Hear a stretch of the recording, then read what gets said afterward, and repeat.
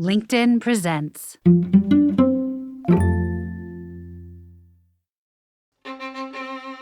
What's up, people? My name is Michael Kovnat. This is the Next Big Idea Daily.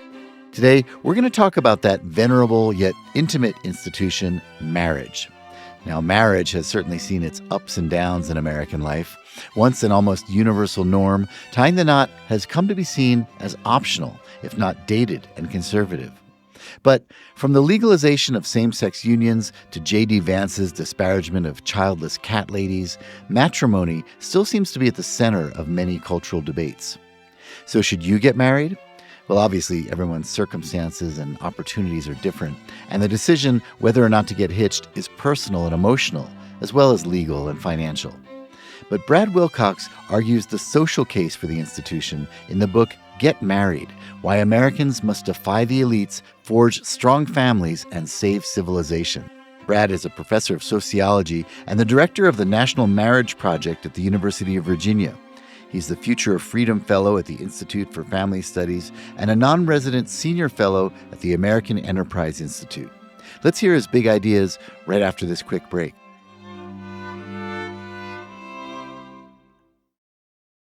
From LinkedIn News, I'm Leah Smart, host of Everyday Better, an award-winning podcast dedicated to personal development. Join me every week for captivating stories and research to find more fulfillment in your work and personal life. Listen to Everyday Better on the LinkedIn Podcast Network, Apple Podcasts, or wherever you get your podcasts.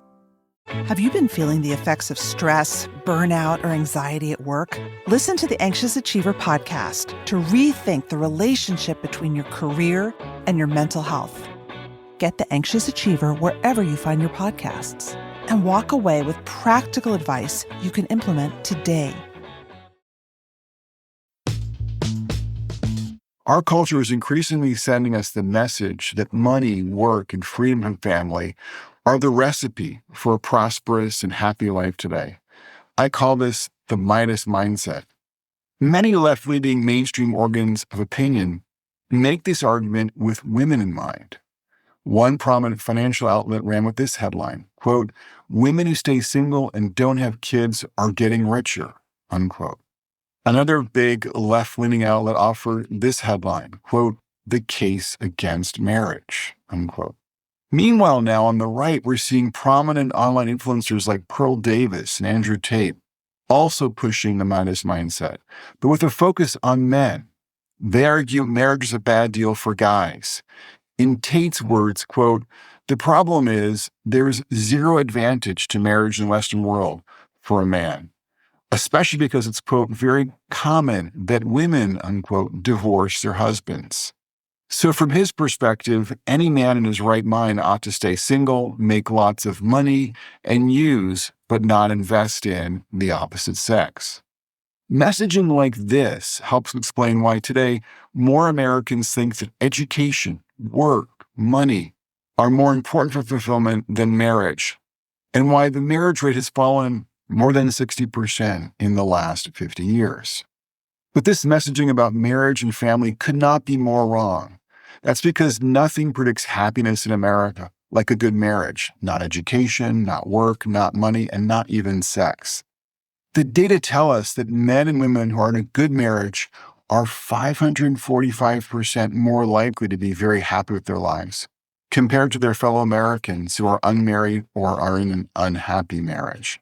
What's more, no group of American men and women are happier than those who are married mothers and married fathers today. So in the real world, marriage matters more than mammon when it comes to endowing our lives with meaning, purpose, and happiness. So why does marriage matter so much? Well, we're, as Aristotle taught us, social animals. We're hardwired to connect.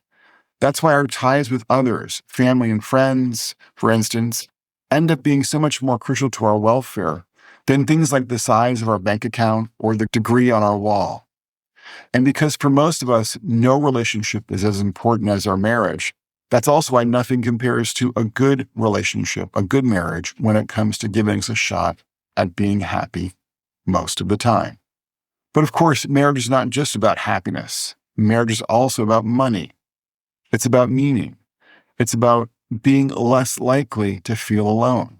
We know, for instance, that men and women who get and stay married earn more and save more.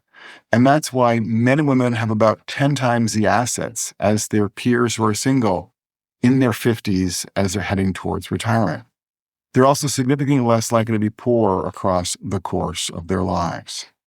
Married men and women with children also report much more meaning and significantly less loneliness than their peers who are single and childless. They are more than 50% more likely to report that their lives are meaningful, for instance. So you should be careful in giving much credence to a lot of mainstream media outlets that underline the value of staying single and childless. Consider, for instance, one 30-something man from the outer suburbs of Washington, D.C., who I will call Scott. By the standards of success in today's culture, nothing should bother Scott, who's 34 and unmarried.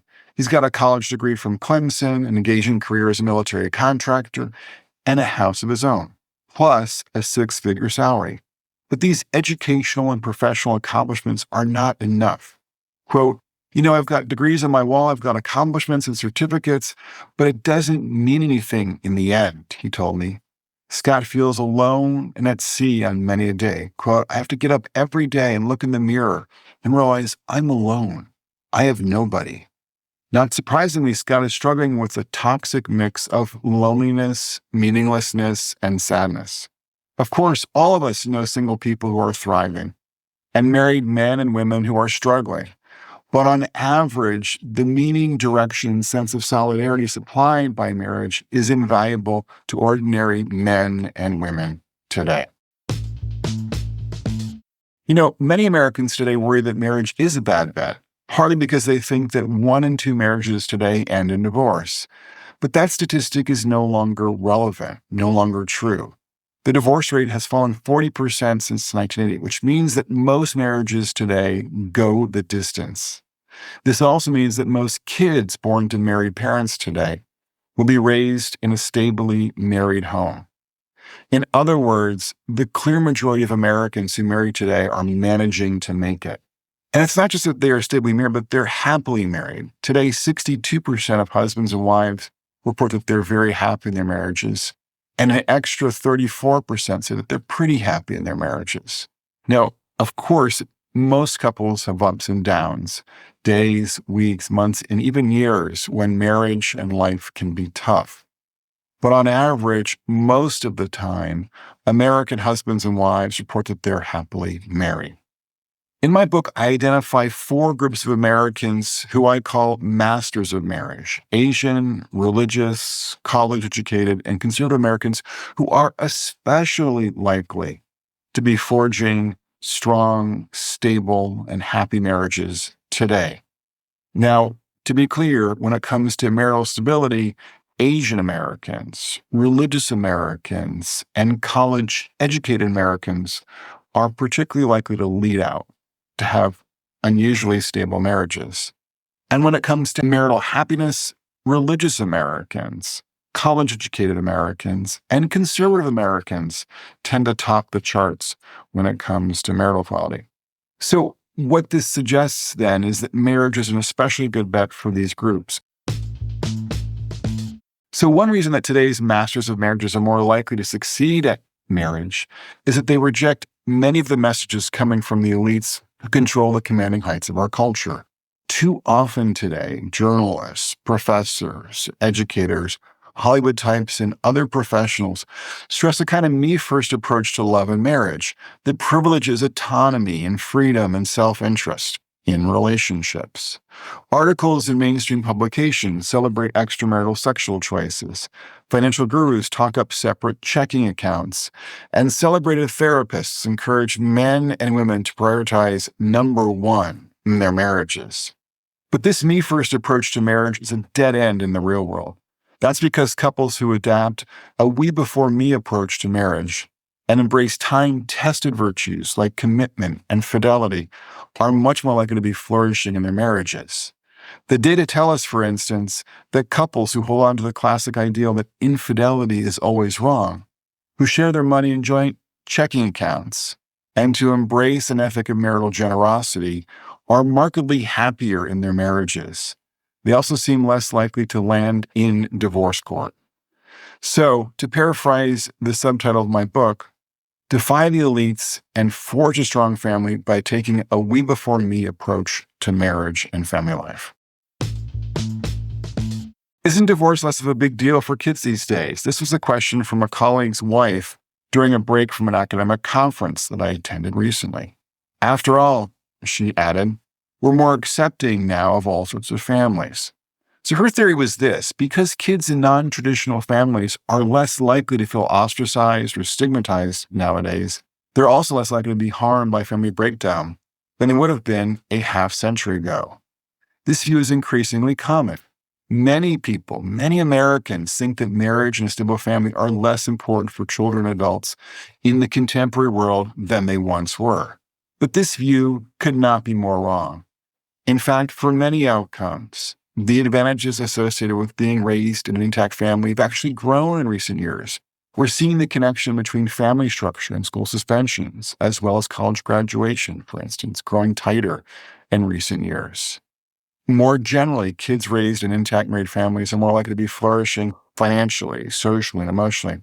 Probably the most striking finding regarding kids in my book is that young men raised in any kind of non-intact family, from a single-parent family to a step-family, are more likely to have spent time in jail or in prison than to have graduated from college.